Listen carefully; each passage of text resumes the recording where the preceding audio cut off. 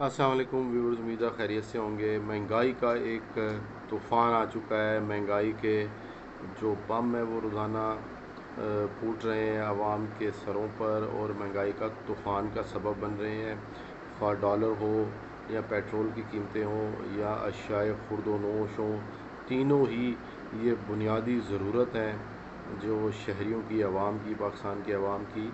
ये जो हुकूमत है, इत्तेहादी हुकूमत, जिसमें मुस्लिम लीग नून, पीपल्स पार्टी, मौलाना फजलुर रहमान की जमात, जो JUIF है, जमीयत उलमा इस्लाम और दीगर जमातें जो इत्तेहादी हैं, उनकी ये हुकूमत है जो अब तकरीबन 2 माह हो चुके हैं। तो अभी तक कोई बड़ा रिलीफ, बल्कि बिल्कुल ही कोई रिलीफ नहीं मिल सका है।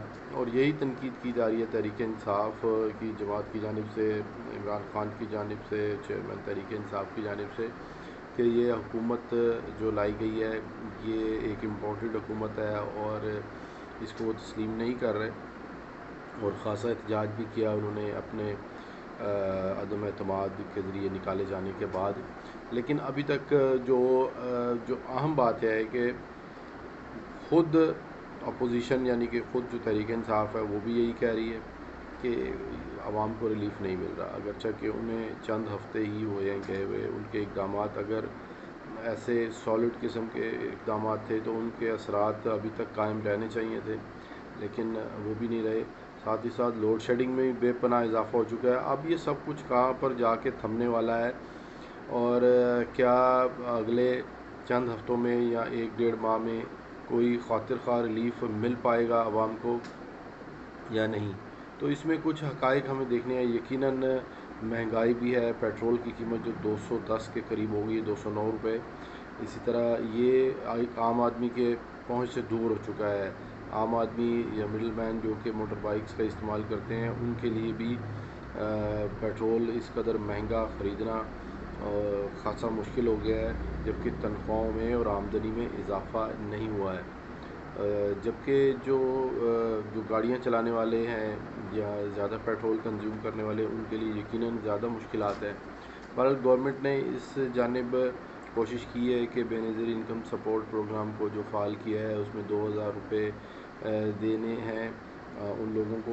बहरहाल मैं ये समझता हूँ और शहरी भी ये समझते हैं कि ये नाकाफ़ी है, जबकि इस कदर महंगाई हो तो इस चंद 2000 रुपयों से वो रिलीफ़ नाकाफ़ी है, क्योंकि अशिया की कीमतों में 30 से 40% इजाफ़ा इन चंद कोई तकरीबन 1.5 से 2 माह में देखा गया है। और जबकि साथ ही साथ जो एक अच्छा पहलू समझा जाता था मुस्लिम लीग नून के बारे में कि वो एक अच्छे एडमिनिस्ट्रेटर्स हैं और वो बेहतरीन तरीके से मामलात को चलाते हैं, तो वो नज़र नहीं आया है। हमजा शहबाज जो पंजाब में है, वो प्राइस कंट्रोल के हवाले से हो या दीगर मामलात हों, उसमें भी उन्होंने अभी जो इक़दाम उठाए हैं या कोशिश कर रहे हैं वो अभी तक कारगर साबित होती नज़र नहीं आ रही हैं। पहले तो उनके पास यकीनन उनको मुश्किलात रही हुकूमत साजी में, उनकी काबीना न बन पाई, ख़ुद वो कानूनी जंग चलती रही उनकी वज़ीर आला के हवाले से, स्पीकर के हवाले से, पंजाब गवर्नर के हवाले से। बहरहाल ये मामला चलते रहेंगे, क्योंकि उनका ये ख़ुद ये दावा था मुस्लिम लीग नून का और सबका कि हम इन मसाइल से निपटना जानते हैं, ख़्वाह वो सियासी हों, कानूनी हों और जो एडमिनिस्ट्रेशन के हवाले से वो हम बेहतरीन देंगे इन सब के अंदर रहते हुए। तो जब ये दावा किया था तो यकीनन ये सर्व करना चाहिए उनको, और अगर वो नहीं कर पाए तो यकीनन ये उनकी नाकामी है। बहरहाल अब ये कहाँ पर जाकर ये थमेगा ये तूफ़ान, आवाम ने तो दोनों सूरतों में ही ये उनको फेस करना है। अब देखने वाली ये बात है कि जब भी कोई हुकूमत चेंज होती है किसी भी तरह से जब भी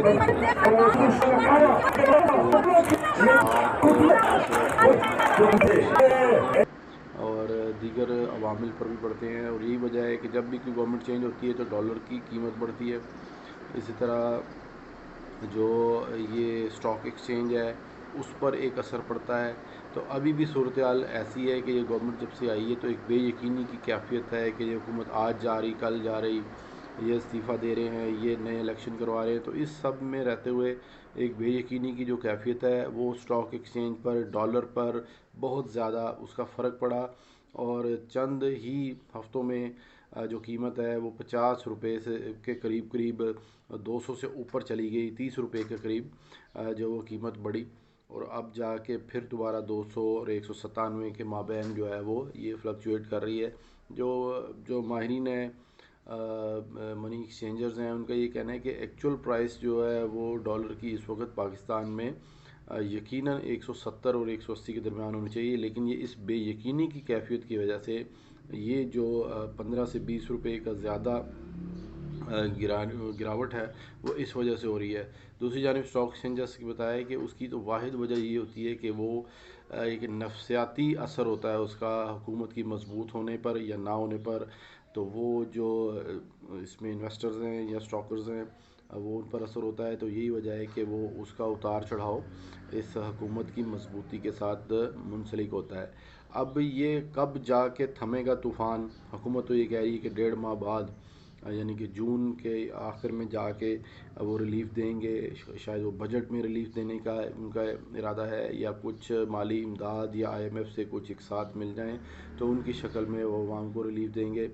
اور ساتھ ہی ساتھ بجلی کی قیمت بھی بڑھنے جا رہی ہے، وہ اعلان کرنا باقی ہے۔ بہرحال یہ جو طوفان ہے اس کے بارے میں ہم پیش قدمی یہی ہے یا پیشن گوئی یہ ہے کہ ابھی یہ عوام کو مزید برداشت کرنا پڑے گا کچھ عرصہ، اور یہ جو حکومتوں کے چینج ہے، یہ حکومت کا عدم استحکام ہے، وہ یقیناً اس کا سبب بڑھ رہا ہے۔ تاہم اس میں خود جو سب سے بڑا اہم فیکٹر ہے کہ یہ حکومت ابھی تک اس کو کنٹرول کرنے میں ناکام نظر آئی ہے، جو دعوے کیے تھے وہ درست ثابت نہیں ہوئے۔